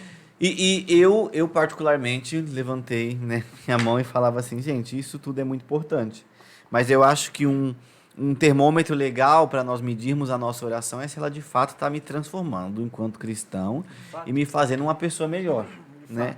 Então, é importante. E algo tão difícil, né, Dom Samuel? Acho que o senhor poderia falar um pouco dessa... Qual é a necessidade, como fazer essa rotina, essa disciplina de oração? Primeiro é importante dizer assim, a oração precisa tomar muito cuidado, porque senão ela se torna mecânica. Certo. Sobretudo aquilo que nós temos que repetir todo dia, pode cair no mecanicismo. É claro que, humanamente falando, sobretudo nós religiosos, que temos essa obrigação cotidiana, nem sempre você vai para o coro feliz, bem, com um sorriso no rosto, às vezes você está cansado, às vezes você queria estar fazendo outra coisa. Acorda cedo, né? Acorda cedo, etc.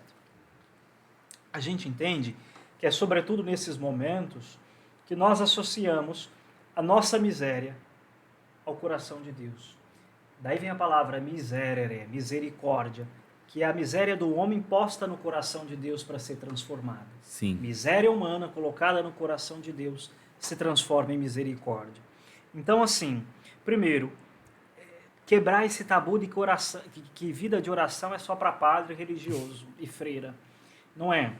O cristão, ele precisa criar métodos, disciplina de vida de oração. Isso eu recomendo sempre no sacramento da penitência, da reconciliação. Precisa reservar momentos do seu dia e da noite para se recolher em oração.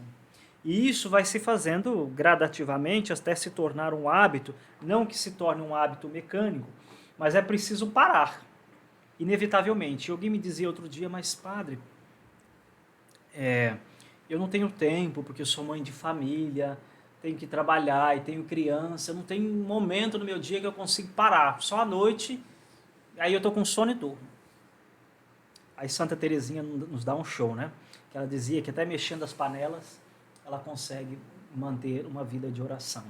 Ou seja, porque a oração é antes de tudo interior. O que nós dizemos na liturgia, corações ao alto, nosso coração está em Deus, mas perpassa também por um esforço nosso. É importante, amanhã o Evangelho vai dizer isso do testemunho, que nosso Senhor não precisa efetivamente do nosso testemunho. E aí tem uma liturgia eucarística que diz, o nosso louvor em nada acrescenta aquilo que Deus já é. Não é para ele ser maior ou melhor, é para nós mesmos. A oração se converte para nós. O problema é que as pessoas não sabem rezar como rezar, porque acham que rezar é uma barganha que se faz com Deus. Sim, A é só maioria das pedir pessoas coisas, pensa, né? eu vou pedir, se Deus me der, eu faço uma promessa e pago, faço uma caridade. Não é isso. É um estado de vida. Oração é um estado de vida, é uma disciplina de vida, é uma comunhão com Deus cotidiana, organizada. E eu costumo dizer assim, se você ficar esperando o tempo que você vai ter para se dedicar à oração, o tempo que lhe sobra você não vai ter. Ofereça a Deus aquilo que você não tem. O tempo que você não tem, o desejo que você não tem, a vontade que você não tem, é aí que você deve. Porque a oração precisa ser também, de certa maneira, aquilo que São Paulo diz, um espinho na carne para nós. Precisa custar algo de nós. Precisa ter em nós e trazer à tona a dimensão sacrificial. Porque eu vejo, né, mesmo até na minha experiência como presbítero, ninguém quer passar mais pela experiência do sofrimento. A criança hoje é educada a ser livre de qualquer frustração e qualquer sofrimento. A mamãe quer evitar que a criança leve um tombo, que leve um não, etc. E assim nós estamos criando, e este século está cunhando gerações que não estão preparadas para nenhum tipo de sofrimento. Não tem resiliência. Verdadeiro casca de ovo.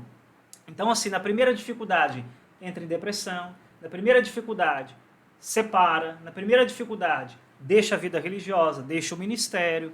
Por quê? Fruto muito desse contexto social que vivemos. Das não frustrações, de evitar que a pessoa sofra.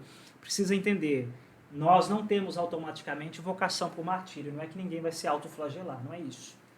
Mas o cristianismo, o segmento de Jesus, implica naquela máxima que ele diz. Quem quiser me seguir, renuncie-se a si mesmo, tome a sua cruz e me siga.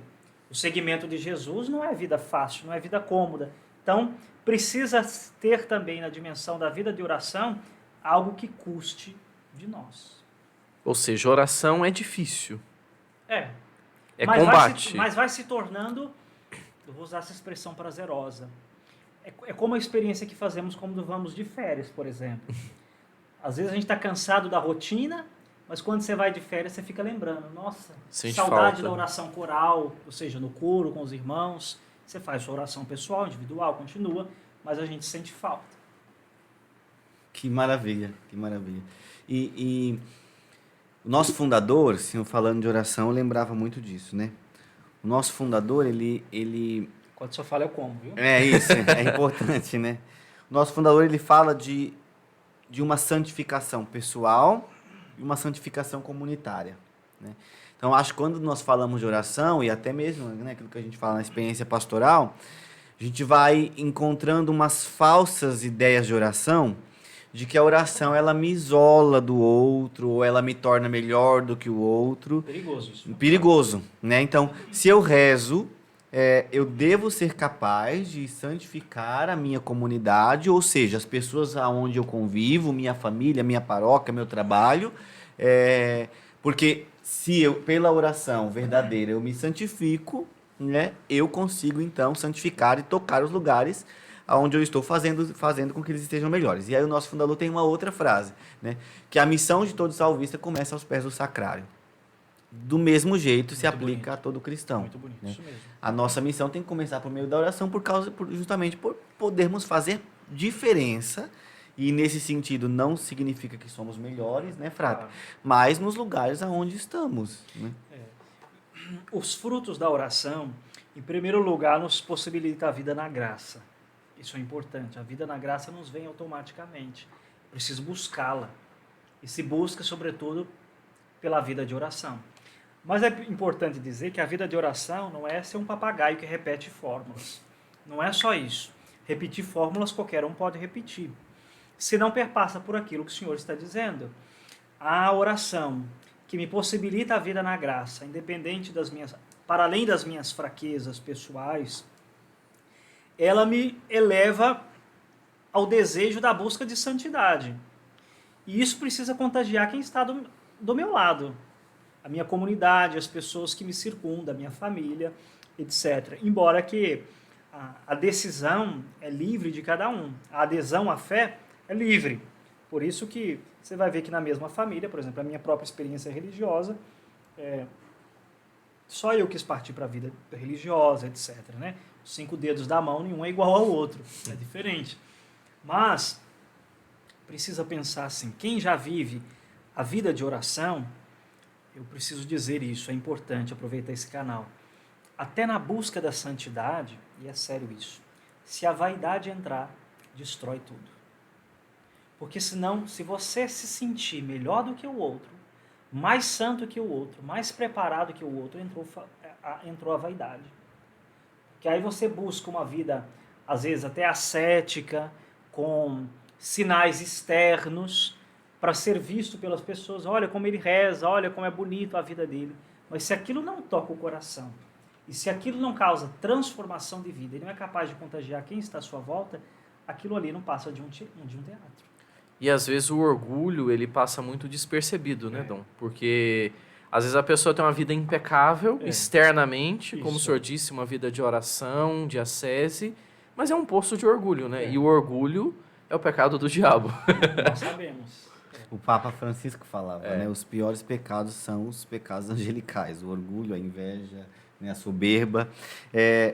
Enquanto o senhor come, tem alguns comentários aqui. Como eu falei, a gente ainda está com algumas dificuldades com a internet, mas agora deu uma estabilizada. E o pessoal está interagindo aqui. O Alan Aurélio agradeceu que, né, nós fizemos a pergunta que ele pediu. Da clausura. Clévio Cruz, né? É meu confrade. É seu confrade? Que benção. Tá falando exatamente isso. E olha quem entrou aqui agora, o Padre João da Cruz. O Padre João da Cruz, ele é salvista, ele é um monge salvista. Ele fez uma experiência, né, nos cartuchos, não? Não me lembro qual foi. Fala aí, que Padre João. É, Foi. Padre, se eu tiver Ele ouvindo ficou aí. um tempo lá, né? Eram os cartuchos, qual que é o outro? Que é aquela bem rígida também. Os trapistas. Trapistas. Agora eu não sei qual desses dois, se é cartuchos ou trapistas. Mas ele fez um período. E ele tem um pouco dessa... Sabe, apesar da gente ser um instituto missionário, ele gosta bastante. O zelo pela liturgia. Canta maravilhosamente bem. Nos dá formação de canto, nos dava formação de Maravilha. canto, né? Então ele comentou assim, as férias restaram, mas que saudade que dá de estarmos no coro com os frades, tá vendo? Ele gosta muito. E olha que, né, tadinho, ele sofre, porque assim, como ele canta muito bem, ele é muito... Às vezes tá no coro e tem que suportar, né, a gente que não canta lá tão bem assim. E às vezes nós somos uma tragédia. Aí ele ensina, acho que às vezes ele para e pensa assim, né, nossa, onde é que foi a formação que eu dei? Padre João da Cruz, um abraço, é bom tê-lo aqui conosco, né? Inclusive eu tava pensando aqui assim, né, amanhã o Dom Samuel vai presidir a missa para nós, né? Então assim, precisa saber quem vai cantar aqui, porque né, quem vai puxar as músicas e a gente vai ter que fazer um esforço. Eu não vou nem olhar para ele. De cantar um pouco melhor, viu? Assim, a minha cidade respira música, então desde novinho eu também me interessei por música, eu sou músico também de formação. Que legal. E depois na vida religiosa, na vida contemplativa, apaixonei sobretudo pelo canto gregoriano, né? No mosteiro é prática comum entre nós, a liturgia sempre é cantada, uma missa muito bem celebrada, a liturgia é bem levada a sério nos mosteiros, né? Então, inclusive, sou organista do nosso mosteiro, né? Nossa. Então, música é algo que eu fico muito atento, viu? Tenho um ouvido quase absoluto. Eu já preparo o coração para amanhã, viu? Já vai, veja na dimensão espiritual da sese, entendeu? Da mortificação. Maravilha. Dom, eu falei pro senhor, né? Nós já estamos há quase 1h e 40 minutos conversando, então... Passou rápido. Passa rápido, né? Eu achei que não teria nem assunto para isso tudo. Não, tem muito, dá para fazer, a gente sempre fala que dá para fazer mais um podcast. Certo, essa pergunta a gente também sempre faz no final. E a gente já caminhando para o fim, queria que o senhor falasse um pouco disso. Vale a pena, né? O senhor é feliz no mosteiro? Qual é a realização maior? Fale um pouco aí, encerrando, no sentido dessa felicidade que é ser de Deus. Porque uma das propostas do nosso podcast é justamente essa. Mostrar que somos homens, que temos histórias, às vezes difíceis, às vezes mais tranquilas, de lutas, de discernimento. Não dá tempo de colocar todos os pormenores. Não dá tempo de colocar tudo. Mas somos homens, como os outros, mas o diferencial é que fomos escolhidos e fizemos uma decisão por essa escolha, né? E hoje, então, Dom Samuel, dentre as atribuições que o senhor tem, o que mais te realiza, né? Assim, primeiro que, inicialmente, eu nunca me imaginei na vida monástica. Eu pensava em mosteiro, realmente, que eu iria ficar trancado, como seria, mas depois me aventurei e me encontrei. O grande desafio nas comunidades religiosas, e eu digo da minha experiência, Sim. é porque às vezes a gente fica procurando a comunidade ideal, o lugar perfeito para nós, o paraíso. E, desculpe decepcioná-los, esse lugar não existe, é lá no céu. É para ele que nós trabalhamos. Eu pensei que fosse o Mosteiro dos Olivetanos. Não existe. Já estão de branco mesmo? Não né? existe. Na verdade, assim, eu me entreguei tanto a essa vida, com espírito de pertença, de fato, que fui abraçando também responsabilidades, corresponsabilidade, de ajudar que a minha comunidade, o meu mosteiro, se tornasse ou se torne, paulatinamente, um lugar cada vez melhor. Aí que está. Então, porque às vezes a gente faz exigências, a gente quer que a coisa seja, mas a gente não se dá para que isso aconteça. Então, em primeiro lugar, isso. Minha grande realização hoje é olhar para trás, para a minha história, perceber que tantas pessoas duvidaram de mim e eu fui capaz de ser perseverante. E não para provar para ninguém que eu poderia ou não, mas para responder aquele chamado que Deus havia feito no meu coração. E eu posso dizer que, apesar de todas as dificuldades, eu não me veria em outra forma de vida. A vida da igreja sempre me tocou, sempre roubou o meu coração.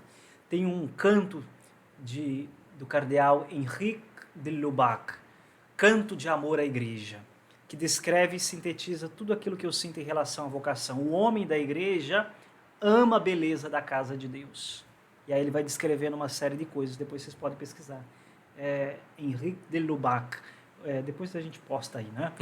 O Canto de Amor à Igreja. Então ele vai dizendo, a igreja lhe roubou o coração, tudo lhe chama a atenção. Então, eu sou feliz porque sou filho da igreja, sou feliz porque sou monge beneditino, sou feliz também por ser presbítero, por viver no mosteiro que vivo, na comunidade que vivo, pelos irmãos que tenho, pela vida que abracei.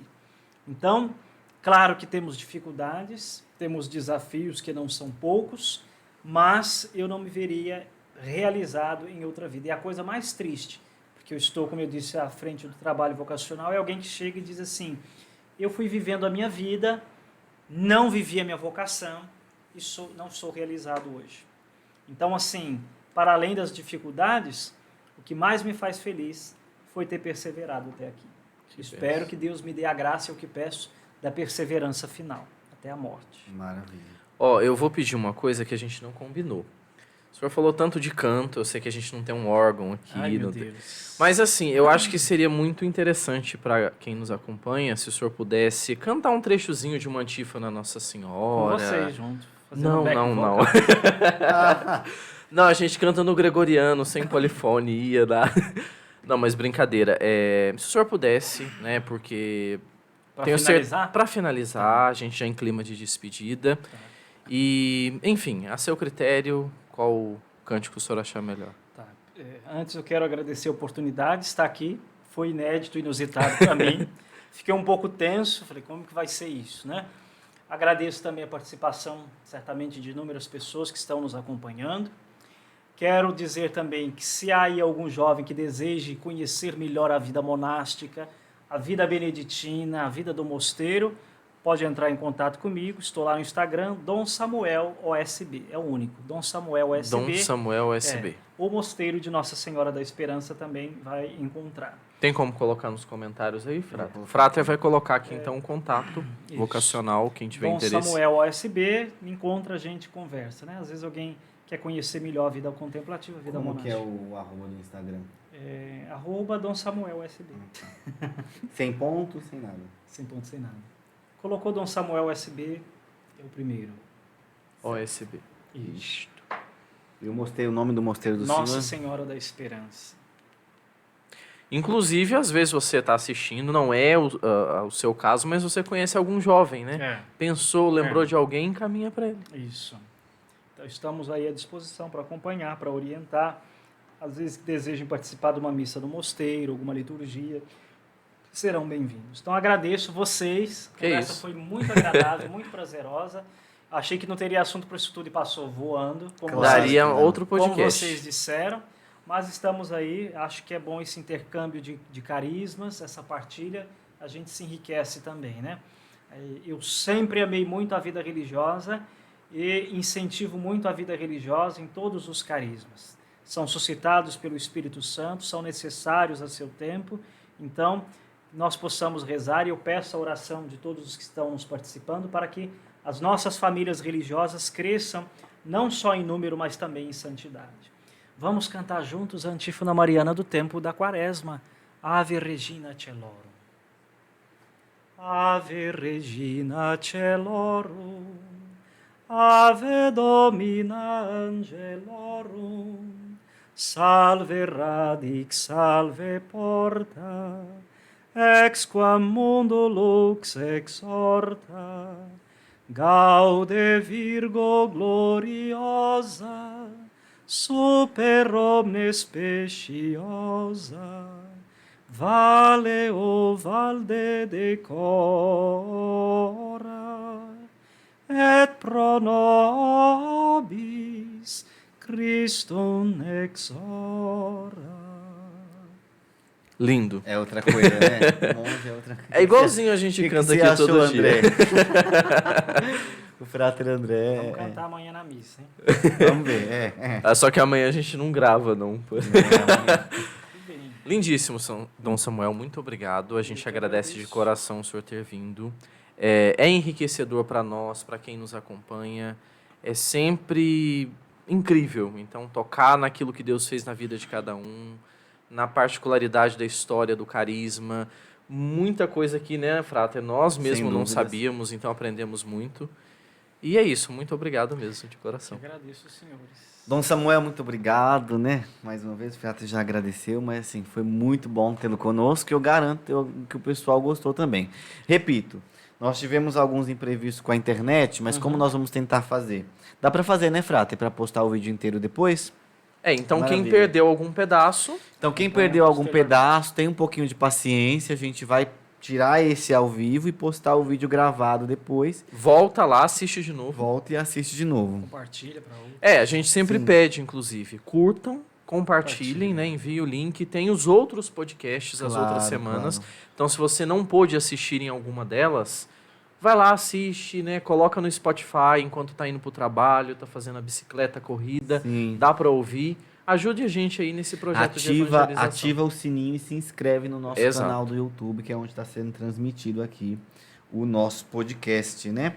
Então, repito, você ficou chateado porque perdeu alguma parte, isso vai ser bom, tudo dá para tirar algo bom, né? Volta, né? Você ouve depois e também no Spotify, certo? Esqueci de falar no começo, mas você pode nos enviar a sua doação. Coloca aí, Frater, a chave Pix. A chave Pix vai aparecer aqui. Peraí que tá aparecendo só o lugar que você vai enviar o comprovante. Aí.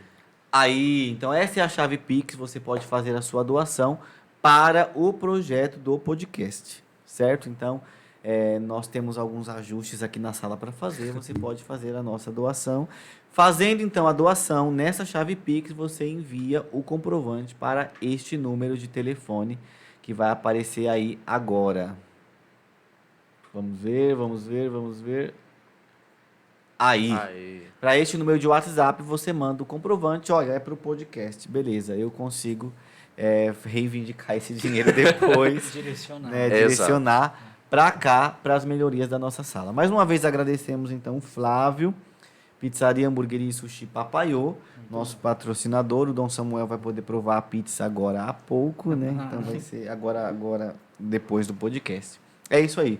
Gente, comenta se você gostou, dá o seu like, compartilha e até semana que vem. Temos também convidados. Semana que vem nós teremos um casal da comunidade Shalom. Então, assim, saindo um pouco agora da dimensão da vida religiosa sacerdotal, vamos abordar um pouco sobre a vida leiga, matrimonial, familiar. Né? São duas pessoas, um casal que busca a santidade dentro da vocação do matrimônio, né, vinculado também à comunidade Shalom. Então você já é convidado a estar conosco, a participar. Às vezes você conhece aí algum casal, enfim, leigos que estão nessa luta, que querem viver a santidade dentro da Sim. vocação matrimonial. Já envia o convite, o link, né, Frata? A gente vai postar muito em breve também o nosso convite aí. Claro. Mas esteja conosco semana que vem, às 8 horas da noite, Na neste quarta-feira. mesmo canal. No mesmo isso horário. aí. No mesmo canal. horário. O pessoal tá comentando aqui. João Batista comentou que é pizza, infelizmente. Né, se você não tiver uma pizzaria tão boa aí, você vai ficar exato. na vontade. Aqui a gente só consegue transmitir o alimento espiritual partilhado. Sim. Aqui. A Luana tá falando aqui, Shalom, mas salvista, igual a Morri, né? Ela falou que vai ficar assim, muito emocionada, né? Tem nós temos um contato bem interessante com a comunidade católica Shalom, alguns retiros que eles pregaram para nós, alguns padres dão assistência também para o Shalom. E aí veio um jovem do Shalom, inclusive quando ele veio, ele não tinha entrado, ele entrou para a comunidade de vida, e aí quando ele entrou para a comunidade de vida depois do podcast, ele falava uma coisa quando ele veio aqui, que existe, né, dá tão certo, né, que pode se chamar chalvista, né? Chalvista. Fusão pra entre dar Shalom uma- e Salvista. É isso aí. Então, gente, fiquem ligados, muito obrigado. Mais alguma coisa? Agradecer aos irmãos aí da parte Verdade, técnica. verdade. O Gabriel Ficam sofreu desesperados um pouco aí quando acontece alguma coisa, algum imprevisto, mas faz parte, né? Em tudo dai graças. hoje. É isso Rezem aí. por nós também, esses contratempos, essas dificuldades. A gente sempre diz, é um projeto de evangelização, visa a salvação das almas, há uma luta espiritual também, e o intuito maior é esse. Então a gente precisa da sua ajuda, principalmente nas orações. Sem Rezem por dúvidas. nós. Nós sempre pedimos para que o Senhor termine com, os presbíteros terminem com uma bênção para nós e para quem está em casa, por favor. O Senhor esteja convosco. Ele está no meio de nós. Por intercessão da bem-aventurada e sempre Virgem Maria, do glorioso São Bento, abençoe-vos o Deus Todo-Poderoso, Pai, Filho, Espírito Santo. Amém. Amém. Gente, muito obrigado. Foi uma alegria tê-los em mais uma vez. Semana que vem estamos juntos de Semana novo. que vem, Obrigado, se Deus quiser. Frate. Obrigado, Frate. Tamo junto. Obrigado, Dom. Obrigado.